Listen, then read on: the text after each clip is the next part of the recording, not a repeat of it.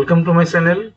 আজকের লেসনটা নবম-দশম শ্রেণীর উচ্চতর গণিতের ত্রিকোণমিতি চ্যাপ্টার 8.1-এর 3টা অঙ্ক করাবো আমরা। 11, 12, 13 এই 3টা অঙ্ক আজকে দেখাবো। প্রথমেই দেখো যে 11 নম্বর অঙ্কটা কি বললো।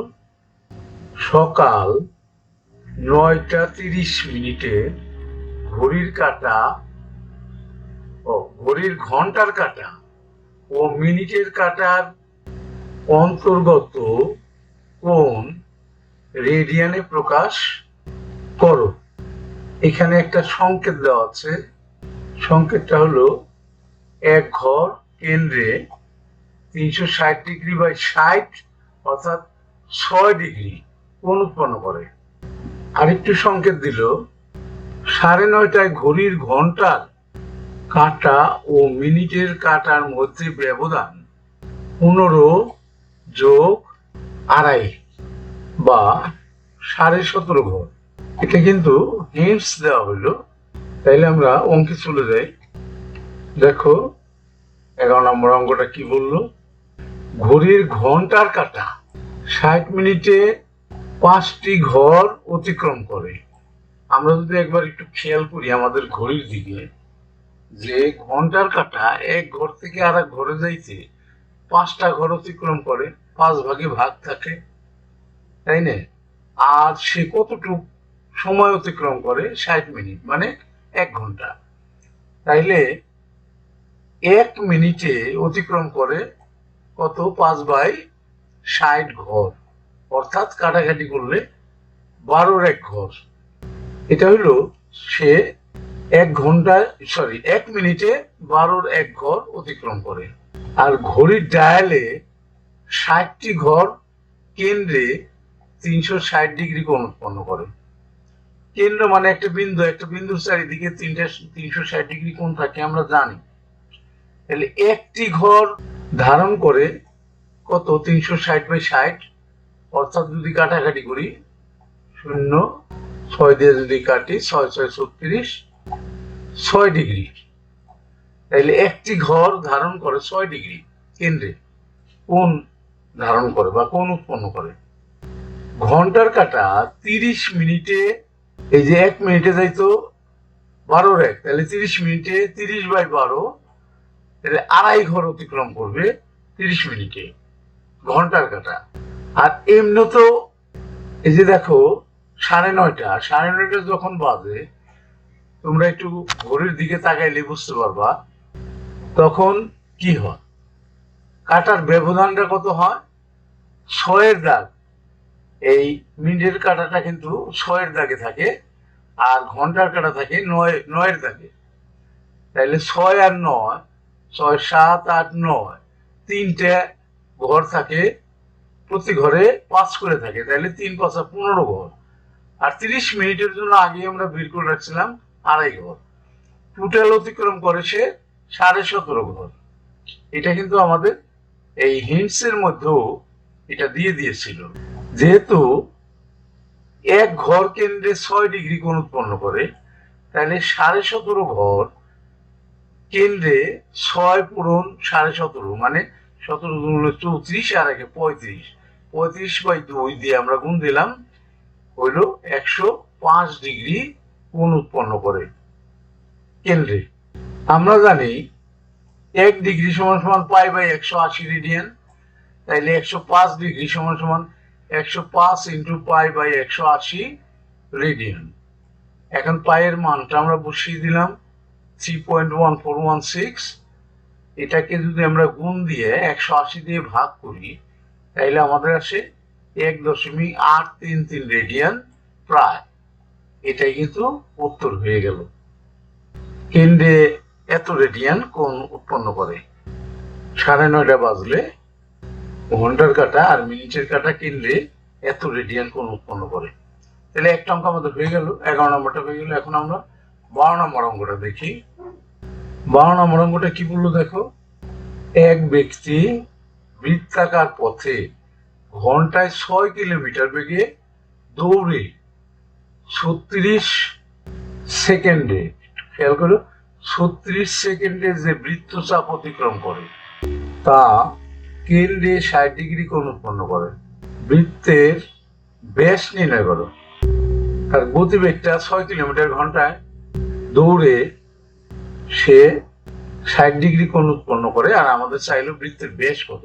তাইলে আমরা অঙ্কটা করে রেখেছি। দেখো ১২ নম্বর, আমরা জানি ১ ঘন্টা সমান সমান ৬০ পূরণ ৬০ সেকেন্ড, ৬০ সেকেন্ডে ১ মিনিট, ৬০ মিনিটে ১ ঘন্টা, তাহলে ৩৬০০ সেকেন্ড। ৬ কিলোমিটার সমান সমান ৬ পূরণ ১০০০ মিটার করলাম আমরা, ৬০০০ মিটার। লোকটি ৩৬০০ সেকেন্ডে মানে ঘন্টায় অতিক্রম করে ৬০০০ মিটার। তাহলে ১ সেকেন্ডে অতিক্রম করে ৬০০০/৩৬০০ মিটার। তাহলে ৩৬ সেকেন্ড সে দৌড়াইছে। ৩৬ সেকেন্ডে কত দূর অতিক্রম করে, এটা আমরা যদি কাটলেই পাবো, অথবা ক্যালকুলেটর দিয়ে ভাগ করলে কিন্তু হয়ে যাবে। ৬০ মিটার, ৬০ মিটার সে অতিক্রম করে।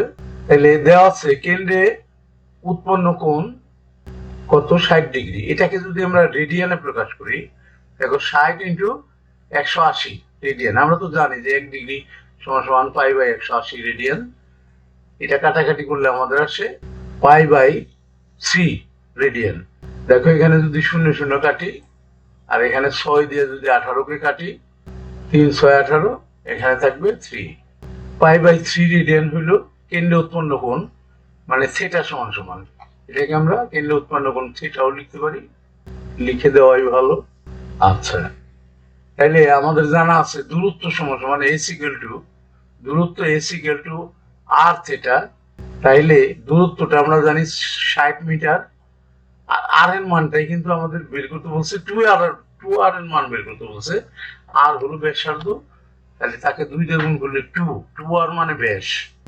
আর থিটার মানটা আমরা বসালাম π/3। এখন যদি আমরা r গুণ করি, তাইলে হয় r theta equal to 180, 318 180। r equal to আমরা পাই 180/π। এখন পায়ের মানটা যদি আমরা বসাই দিই 3.1416, এরপরে 2 দিয়ে গুণ দিই, 2r করি আমরা, 2r সমান সমান 2 ইন্টু 180 ডিভাইড বাই 3.1416। এখন 2r কেন করলাম, এই কারণে করলাম যে ব্যাস চাইছে কিন্তু। তাহলে 2r সমান সমান আমরা ক্যালকুলেটর দিয়ে যদি গুণ এবং ভাগ করি, তাহলে আমাদের আসে 1114.59 প্রায় 2r। এটা কিন্তু মিটার হবে। সুতরাং বৃত্তের ব্যাস, এই যে 2r মানেই তো ব্যাস, আর মানে ব্যাসার্ধ, তাহলে 114.59 মিটার প্রায়। উত্তরটা হয়ে গেল আমাদের। এখন আমরা পরের অঙ্কটা দেখি, এবং লাস্টের অঙ্কটা।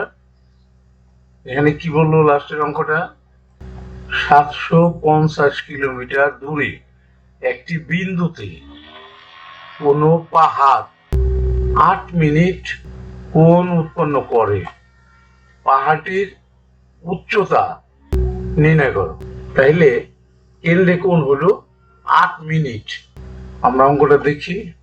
দেখো আমরা জানি আর ব্যাসার্ধের বৃত্তের এস চাপ থিটা কোণ উৎপন্ন করলে s equal to r theta. এটা সূত্রের কথা বলা হয়েছে। এখানে কিন্তু থিটাটা দেওয়া আছে আর 8 মিনিট। 8 মিনিটকে প্রথমে আমরা ডিগ্রি করি, তাহলে ডিগ্রি করলে আমরা 60 দিয়ে ভাগ দেব, 60 দিয়ে ভাগ দিলাম, এত ডিগ্রি হলো 8/60 ডিগ্রি হলো। আর এটাকে যখন আমরা রেডিয়ান বানাবো, আমরা জানি 1 ডিগ্রি সমান সমান π/180 রেডিয়ান। তাহলে π/180 দিয়ে আমরা গুণ করলাম, এবং 8টা কিন্তু আমাদের দেওয়া আছে, অর্থাৎ ব্যাসার্ধ দেওয়া আছে 750 কিলোমিটার। আমাদের এসটা বের করতে বলা হলো, পাহাড়ের উচ্চতাটা বের করতে বলা হলো। তাইলে পাহাড়ের উচ্চতা এস ইকুয়াল টু আমরা জানি সূত্র থেকে আর থিটা। তাইলে আর এর মানটা 750, আর থিটা এর মানটা আমরা বসাই দিলাম 8π ডিভাইড বাই 60 ইন্টু 180, এত কিলোমিটার এস হবে। তাহলে দেখো পায়ের মানটাও সাথে বসাই দিলাম, বাকিগুলো বসালাম। এখন যদি আমরা ক্যালকুলেটর দিয়ে গুণ আর ভাগ করি, তাহলে আমাদের আসে 1.74 কিলোমিটার। কিন্তু এটাকে যদি আমরা মিটার করতে চাই তাহলে কিন্তু 1000 দিয়ে গুণ করতে হবে। 1000 দিয়ে গুণ করলে 3 ঘর পরে দশমিক যাবে, তখন হবে 1745 মিটার।